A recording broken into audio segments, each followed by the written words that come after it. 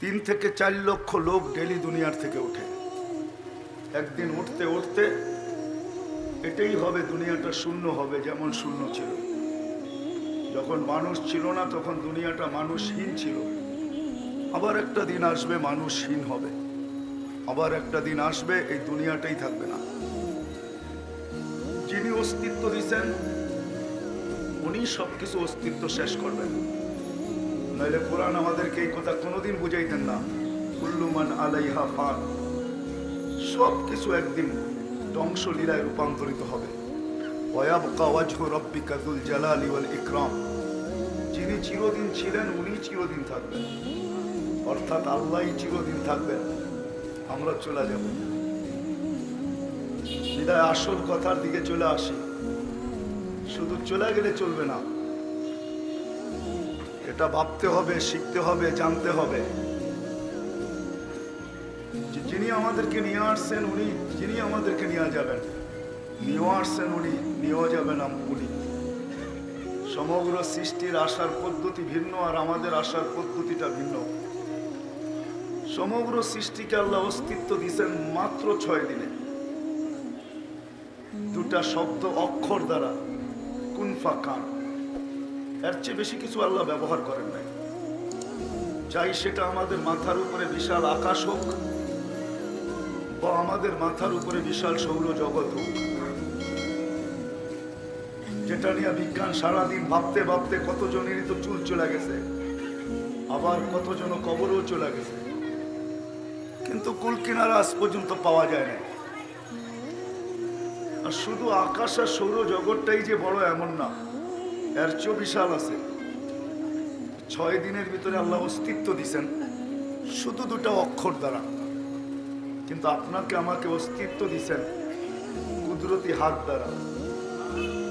অক্ষরের জায়গায় হাত নিয়ে আসছেন। 6 দিনের সময়ের জায়গায় আমাদের প্রত্যেককে অস্তিত্ব দিছেন 10 মাস সময় নিয়ে। সমগ্র সৃষ্টিকে অস্তিত্ব দিছেন। অমিনাল মা ইকুল্লু শাইইন হাই। কোরআন বুঝাইতে চায় আমাদেরকে, কোরআন আমাদেরকে, আল্লাহ আমাদেরকে বাধ্য করতে চান না, বুঝাইতে চান।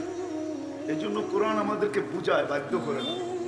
যদি বাধ্য করতেন তাহলে যে আল্লাহ 1 ফোঁটা পানি থেকে মানুষকে অস্তিত্ব দিলেন, মানুষ 24 ঘন্টায় সবচেয়ে বেশি আল্লাহর বিরোধিতা করে। সত্য তো? কে বুঝাইতে পারলাম? যুবক বলেন, নারী বলেন, পুরুষ বলেন, শিক্ষিত বলেন, অশিক্ষিত বলেন, যেই পেশার বলেন, যেই বর্ণের বলেন, যেই ভাষার বলেন, যেই দেশ মহাদেশের বলেন, মানুষ 24 ঘন্টার ভিতরে সবচেয়ে বেশি নাফরমানি করে আল্লাহ। কি বলেন? করি না, করি না। স্বীকারোক্তি দেন। গুনার স্বীকারোক্তি দিলেও কিন্তু গুনাহ মাফ হওয়ার সুযোগ থাকে। আর যখন গুনার স্বীকারোক্তি দেয় না, যে না এটা আমার দোষ না, তাহলে কিন্তু এটার মাফ হওয়ার কোনো সুযোগ থাকে না। এই জন্য গুনাহ কইরা স্বীকারোক্তি দেওয়া, সরি বলা, এটাও কিন্তু গুনাহ মাফ হওয়ার জন্য একটা বিরাট বড় সুযোগ তৈরি করে। এই জন্য 24 ঘন্টায় আমরা সবচেয়ে বেশি আল্লাহর নাফরমানি করি। অথচ আল্লাহ আমাদেরকে বুঝাইতে চান। কথা অন্যদিকে যাওয়ার আগে মনে উঠলো, এই জন্য বলতেছি।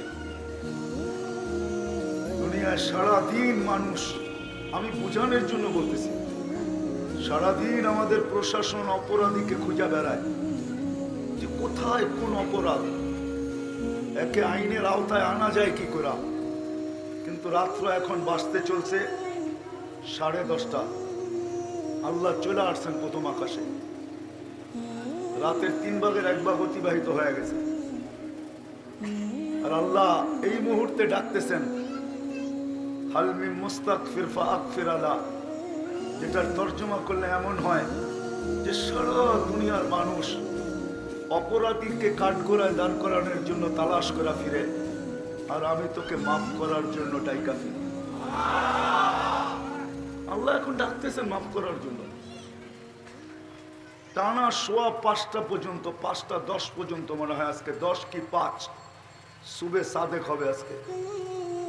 7 ঘন্টার থেকে 10 মিনিট কি 15 মিনিট কম, 6.25 ঘন্টা পর্যন্ত আল্লাহ ডাকবেন। দুনিয়ার প্রশাসন তালাশ করে অপরাধীকে ধরার জন্য, আর আমি তোকে ডাকতেছি মাফ করার জন্য। দুনিয়ার প্রশাসন ধরাকে পছন্দ করে, আমি মাফ করাকে পছন্দ করি। দুনিয়ার প্রশাসন ধরায় অভ্যস্ত, আমি মাপে অভ্যস্ত। দুনিয়ার মানুষ শাস্তি দেওয়ায় মজা পায়, আমি মাপে মজা পাই। 24 ঘন্টার ভিতরে আমরা সবচেয়ে বেশি নাফরমানি করি আল্লাহ, অথচ মানুষের সবকিছুর উৎস হইল এই দেহটা, ঠিক না? কি বলেন? বিদ্যা আছে তো এই দেহটার ভিতরেই আছে না? এটা দেহটার আউট। হ্যাঁ, বুদ্ধি আছে তো কোথায় আছে? এই দেহের ভিতরেই আছে, ঠিক না? মেইন উৎসই হলো দেহটা, ঠিক না? কি বলেন? চাই বিদ্যা হোক, চাই বুদ্ধি হোক, চাই যেটাই হোক, দেহ যদি না থাকে তাহলে কোনো কিছুই নাই, জিরো।